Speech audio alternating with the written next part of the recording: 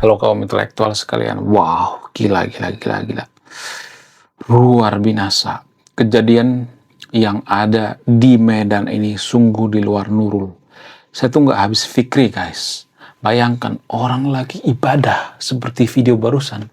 Orang lagi ibadah, tapi tempat ibadahnya dihancurin, dibubarin.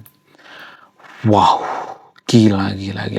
Luar binasa. Padahal lokasi tempat ibadahnya itu di kampus, coy.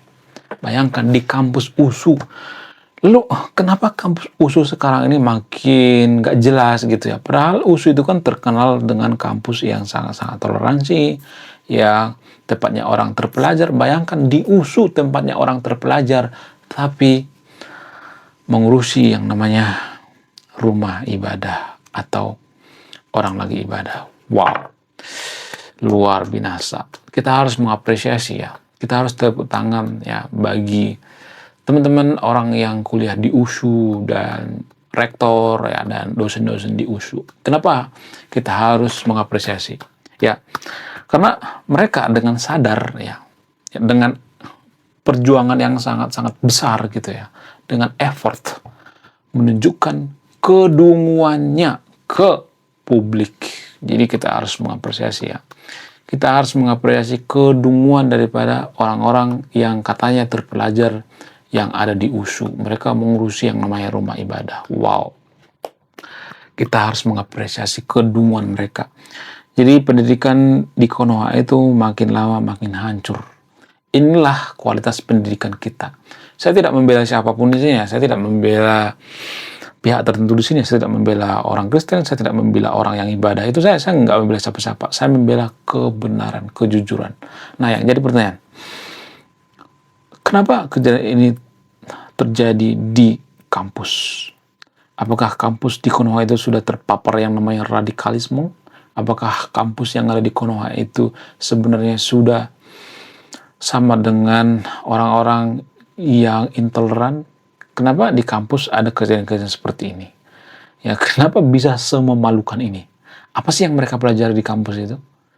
Kenapa ya mahasiswa-mahasiswa di Konoha itu kemampuannya itu setara dengan anak SMP di negara maju? Jadi berkali-kali saya mengatakan kemampuan mahasiswa yang ada di Konoha itu setara dengan anak SMP di negara maju. Kenapa bisa seperti itu? Apa alasannya? Jadi guys, ternyata alasannya adalah, kronologinya adalah,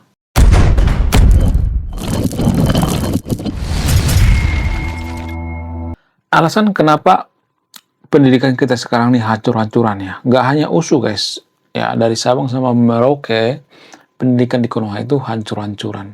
Turun gitu ya. Kualitasnya turun banget ya. Kalau dibandingkan dengan zaman dulu. Kenapa bisa seperti itu? Apa alasannya? Ada berbagai faktor ya. Faktor yang pertama itu, karena pendidikan kita itu sudah dikuasai oleh setan-setan bernama mafia ya. Di Konoha itu kan ada mafia pendidikan. Makanya mantan menteri Konoha itu, Pak Nadiem Makarim itu dipolitisasi, dijebloskan dugaannya ke penjara. Kenapa? Ya karena dia nggak mau kompromi dengan mafia. Pendidikan Konoha itu sudah lama dikuasai oleh mafia.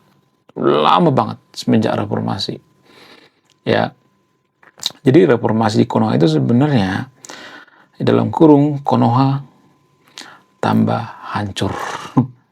Jadi reformasi itu sebenarnya nggak ada ya, buah reformasi nggak ada. Mana coba buah reformasi? Nggak ada. Malah makin hancur gitu.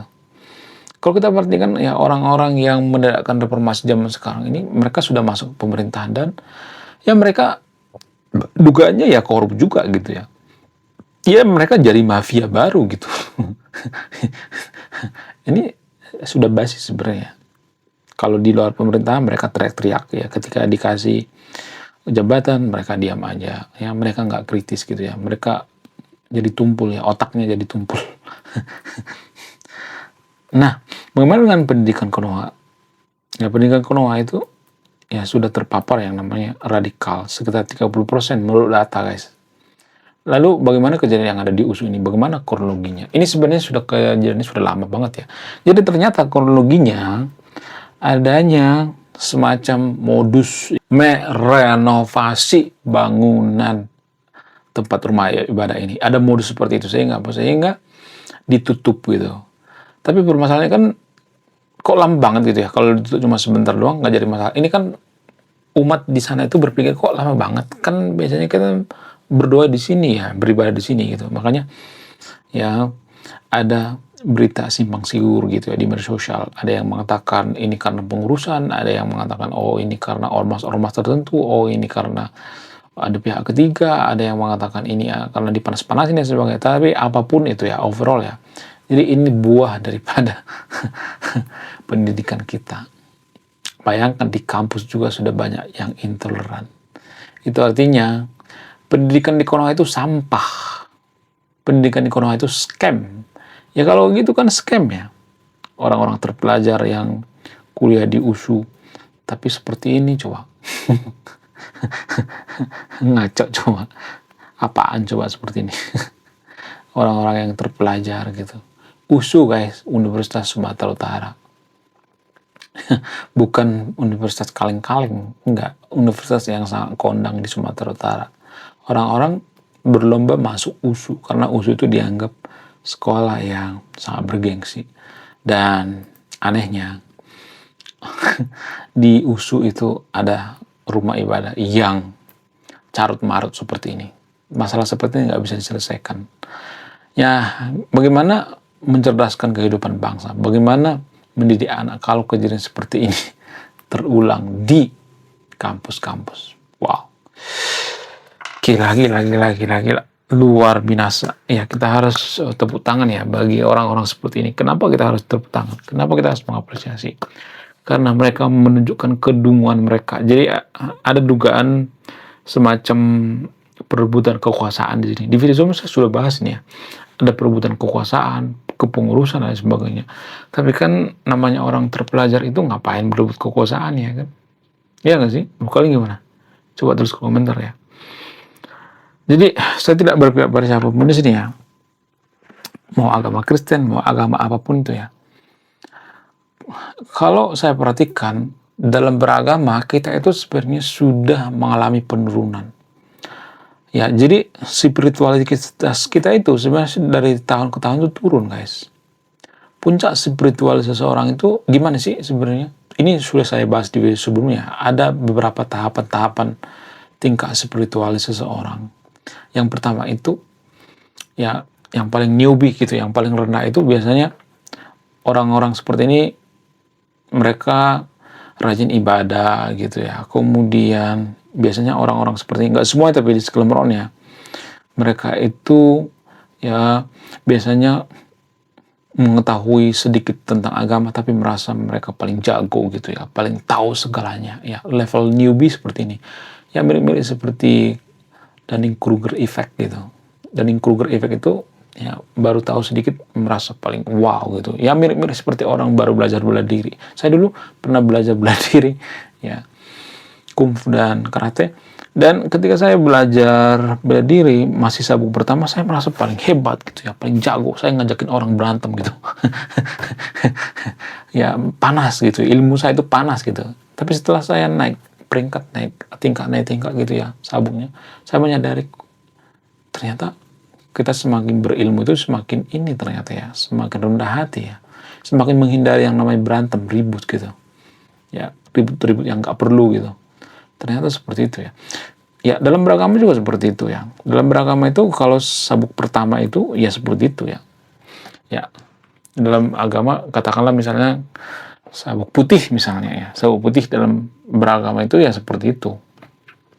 Kemudian kalau naik level ke sabuk kedua misalnya, katakanlah sabuknya itu warna hijau atau warna kuning gitu ya. Ya oke, warna hijau aja ya. Ya ini level kedua. Level kedua ini biasanya mereka sangat suka membentur-benturkan yang namanya dalil gitu ya dalam beragama. Ya, orang-orang seperti ini biasanya sangat suka mempersekusi rumah ibadah orang lain gitu ya. Kemudian bubarin paksa dan sebagainya. Ini level kedua gitu. Ya. Mereka sudah mulai mengetahui dalil-dalil gitu, tapi biasanya mereka menganggap bahwa dalil mereka yang paling wow ya, mereka membentur-benturkan dalil gitu, membentur-benturkan hafalan. Orang-orang seperti ini biasanya sangat rajin menghafal gitu ya. Oh dalilnya seperti ini, oh dalilnya seperti ini gitu ya. Ya kemudian ya di level ketiga, katakanlah sabu oranye misalnya. Ya, sabu oranye biasanya mereka itu sangat suka berdebat di TikTok gitu ya. Jadi orang-orang yang berdebat di TikTok tuh ya masih level ketiga gitu ya. Debat di TikTok ya. Mereka memperdebatkan ya dalilnya mana, ya dalam agama lu mana, yang apakah dalam agama lu ada seperti ini? Oh, ini nabinya bukan nabi yang benar. Oh, nabinya harus seperti ini dong ya. Jadi berdebat di TikTok ya, menyalahkan agama lain gitu ya, menganggap bahwa agamanya yang paling benar gitu ya. Ya, banyak orang mengagumi seperti ini ya. Orang-orang banyak mengagumi seperti ini karena mereka dianggap pahlawan gitu ya. Mereka berani berdebat padahal level kemampuannya itu masih di level 3 gitu ya. Dalam karate biasa disebut dengan sabuk oranye. Korsi kalau nggak salah ya. Saya udah lupa ya. Kemudian kalau naik ke level yang lebih ini lagi ya, bukan lebih tinggi ya. Naik level misalnya yang katakanlah sabuk ungu misalnya. Ya, orang yang sabuk ungu ini biasanya selevel pemuka agama. Dan pemuka agama ini biasanya mereka akan mendebat-debatkan kitab suci mereka dengan kitab suci orang lain gitu ya. Bahkan ya mereka akan mendebatkan kitab suci mereka itu atau menggabung-gabungkan kitab suci mereka itu dengan kitab sains gitu ya. Dengan sains ya. Mereka akan mengatakan, oh kitab suci kita itu nggak bertentangan dengan sains ya. Di kitab suci kita itu ada dalil-dalil sains ya.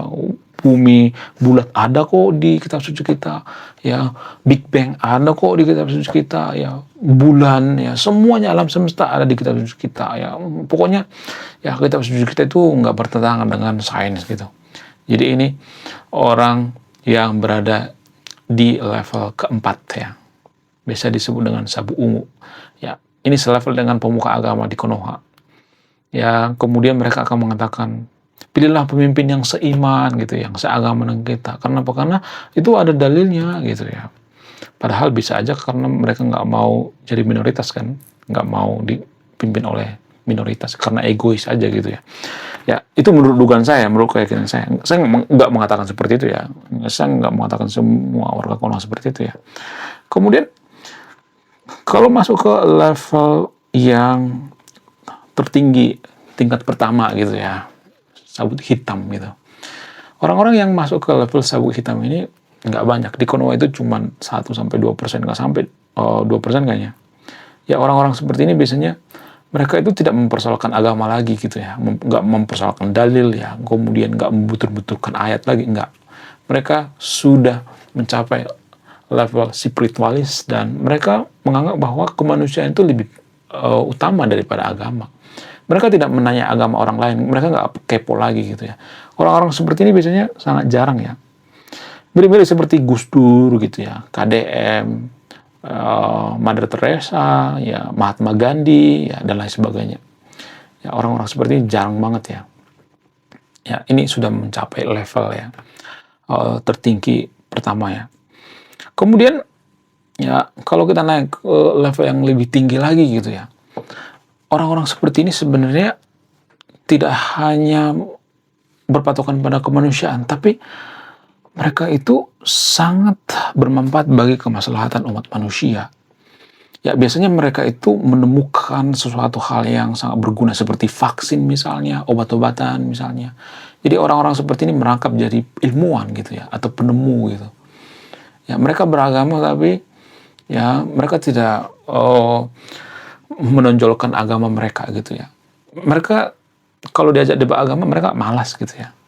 Mereka sudah punya cita-cita misalnya ya akan mau mendapat piala Nobel misalnya, piala yang sangat bergengsi gitu ya, supaya apa? Ya supaya bisa membantu kemaslahatan umat manusia, menemukan vaksin, ya menemukan obat kanker apa segala macam. Ya, jadi level seperti ini sangat jarang banget ya. 0,sekian% ya mungkin ya dari 100% ya. Jadi orang-orang seperti ini seperti Albert Einstein ya, masuk ya golongan seperti ini. Kemudian Isaac Newton ya, kemudian Thomas Alva Edison dan sebagainya. Tapi anehnya orang seperti ini kadang-kadang dikatain ateis, agnostik gitu. Padahal mereka itu lebih fokus pada bermanfaat bagi kemaslahatan manusia gitu ya. Ya, mereka punya pengaruh gitu ya. Jadi, apakah agnostik itu level tertinggi? Saya tidak akan menyimpulkan ya, disclaimer on ya. Dengan rendah hati saya mengatakan saya tidak akan menyimpulkan. Karena orang yang rendah hati itu biasanya orang yang punya spiritualitas yang tinggi gitu. Mereka nggak mau lagi debat-debat agama gitu ya, debat-debat recehan gitu, nggak. Karena mereka sudah menganggap bahwa agama itu keyakinan. Keyakinan itu kan bisa dikatakan tidak bisa dibuktikan secara ilmiah dan tidak bisa dibuktikan secara langsung. Agama itu kan keyakinan. Dalam agama itu apakah ada logika? Ada. Cuman 3-5%. Sisanya keyakinan. Yang nggak bisa didebatin gitu. Yang bisa didebatin cuma sedikit gitu ya. Yang logika itu dalam agama itu, kalau kita berbuat jahat kita masuk neraka. Ya itu logika gitu. Kalau kita jujur kita dapat pahala. Itu logika. Itu sangat logis ya. Nah, yang paling tertinggi itu adalah orang-orang yang berpengaruh gitu ya. Punya pengaruh besar sekali gitu. Yang mereka tidak hanya berpatokan pada nilai kemanusiaan, tapi ya sudah melampaui itu ya. Mereka sudah sangat bermanfaat, menemu vaksin ya, menemu penyakit yang sangat mematikan, maksudnya menemukan obatnya gitu, kanker dan lain sebagainya. Oh, itu orang-orang yang sangat luar biasa. Orang yang sangat jenius gitu ya. Jenius plus orang yang sangat humanis. Nah, Anda di level mana? Ya, saya tidak menjudge yang nonton video ini ya. Saya tidak mengatakan bahwa saya yang paling spiritualis ya. Saya bisa dikatakan masih newbie gitu ya, masih baru gitu ya. Menurut kalian gimana? Coba tulis komentar ya. Anda di level mana? Lalu bagaimana dengan kasus yang ada di USU ini? Apakah orang-orang yang beribadah di sana itu masih level 1, level 2, level 3, atau level 4? Silakan simpulkan sendiri. Apakah orang yang melarang pembangunan rumah ibadah itu masih di level 1 atau level yang paling rendah? Silakan simpulkan sendiri. Saya tidak akan menyimpulkan. Oke guys, sekian video ini. Terima kasih sudah memahami. Saya kaum intelektual, salam rasional.